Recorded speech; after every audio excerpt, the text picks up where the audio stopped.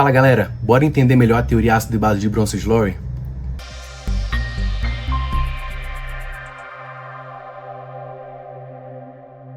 Então, meus senhores, primeiramente vamos entender o seguinte. Bronsted-Lowry são dois cientistas diferentes, tá? Que na mesma época propuseram uma teoria sobre ácido e base diferente da teoria de Arrhenius, que é aquela teoria que eu expliquei para vocês na semana passada.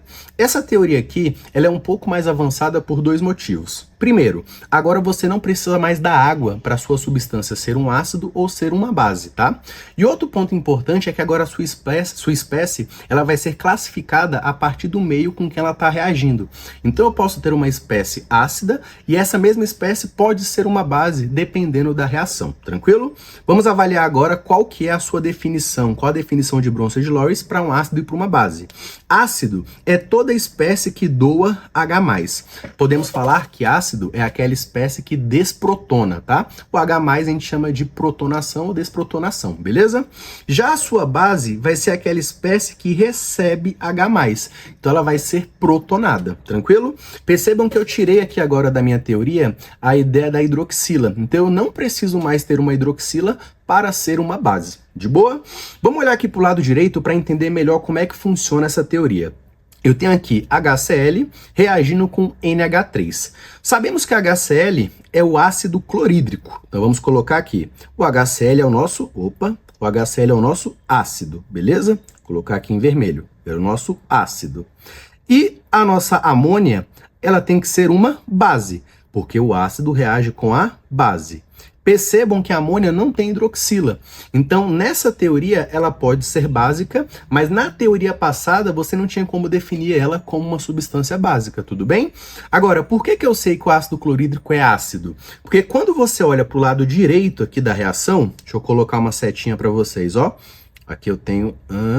O ácido clorídrico, ele vai perder hidrogênio e ele vai formar o nosso cloreto. Então ele foi desprotonado, ele doou H+. Então o meu ácido clorídrico formou o cloreto, que vai ser chamado de base. Agora, que tipo de base ele é? Ele vai ser a base conjugada, tá? A base conjugada é aquela espécie formada quando você perde o H+. Agora, olha para a amônia. A amônia, ela recebe o H+ do ácido clorídrico, formando NH4+, que é o íon amônio. Então, o íon amônio, ele é chamado de ácido. Só que qual tipo de ácido? Ele é o ácido conjugado, tá? Por que ácido conjugado? Porque ele é a espécie formada quando você ganha o hidrogênio. Percebam que ele tem um H+, né, do que a amônia, belezinha? Então, todo ácido vai ter a sua base conjugada e toda base vai ter o seu ácido conjugado, como eu estou mostrando aqui para vocês, beleza? Um outro ponto importante é que nessa teoria você tem essas duas setinhas aqui, né? Uma indo e outra voltando. O que significam essas setas? Significa que esse processo acontece em equilíbrio. Então você tem a mesma velocidade de formação de produtos e na formação de reagente, tudo bem? Então isso aqui é muito importante, porque agora você entra no conceito de equilíbrio químico e lá no equilíbrio a gente vai ter algumas outras coisinhas importantes para falar sobre esse processo, beleza? Agora vamos ver um pouquinho de forma separado só o ácido clorídrico e só a amônia. Do lado esquerdo eu tenho aqui o ácido clorídrico reagindo com a água. Sabemos que o ácido clorídrico é a nossa substância ácida, é o ácido. Se o ácido clorídrico é o ácido, ele tem que reagir com a minha base. Então a água, nesse processo aqui, é a minha base, tá? Agora, quem é o ácido conjugado? Quem é a base conjugada? Perceba que o H3O+, ele foi formado quando a água recebeu hidrogênio. Então ele vai ser chamado de ácido, só que ele é o nosso ácido o quê? Conjugado. Muito bem, é o ácido conjugado. Agora o cloreto. O cloreto foi formado quando o HCl perdeu H+. Então ele é chamado de base, muito bem, conjugada. Bacana. Vamos olhar agora para a reação da direita? Na reação da direita nós temos a amônia.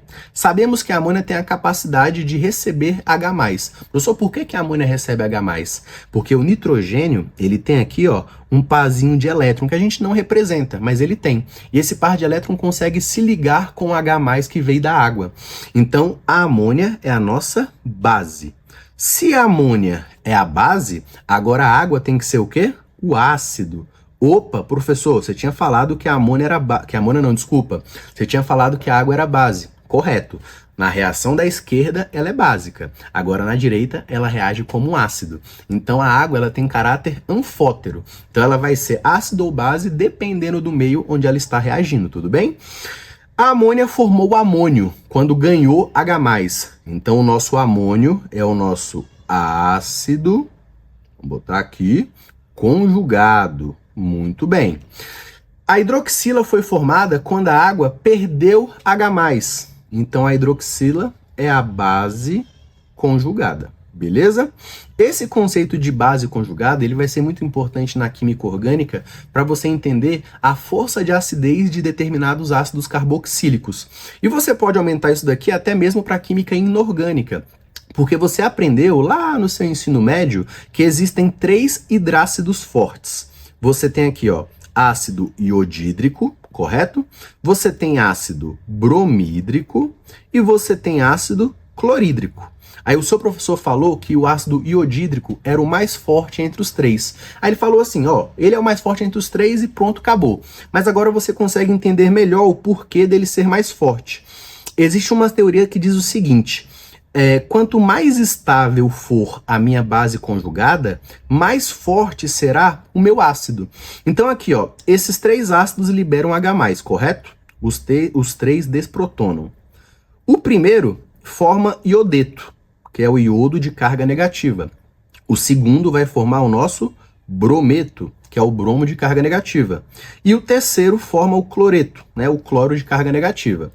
Gente, para o meu ácido ser mais forte, a minha base conjugada tem que ser mais estável. Qual dessas bases conjugadas é mais estável? Você vai me perguntar assim, professor, mas estabilidade em que sentido? Estabilidade em conseguir estabilizar essa carga negativa que está sobrando nela, né? Aqui todas elas têm uma carguinha negativa e eu tenho que estabilizar essa carga negativa. Esses 3 átomos, iodo, né, o iodeto, brometo e cloreto, os 3 têm uma alta eletronegatividade. Se você lembrar bem da eletronegatividade, nós temos aquela sequência: fui, ontem, no clube, briguei e saí correndo para o hospital, tá? Aqui a eletronegatividade cresce da direita para esquerda. Olha bem para cá, olha bem para cá. Nós temos cloro, bromo e iodo. 3 halogênios. 3 elementos que têm uma alta eletronegatividade. Aí você vai falar assim, então eu vou comparar por eletronegatividade? Não, fica complicado. Eu vou comparar pelo tamanho dessas bases conjugadas. O iodo, meus queridos, é o meu átomo que apresenta o maior raio. Então, além dele ser eletronegativo, né, muito eletronegativo, ele tem um raio muito grande. O que significa que ele consegue estabilizar muito bem essas cargas negativas na sua eletrosfera. Se o iodeto é uma base conjugada mais estável, o ácido iodídrico, ele é meu ácido mais forte, tudo bem? Então, esse conceito de ácido e base conjugada vai ser muito importante para vocês, beleza? E a gente vai utilizar bastante também na explicação de química orgânica. Falar dos ácidos carboxílicos, falar dos grupos aminas, por exemplo, né? As aminas na química orgânica têm caráter básico e assim por diante, belezinha? Beijão, até a próxima explicação e tamo junto.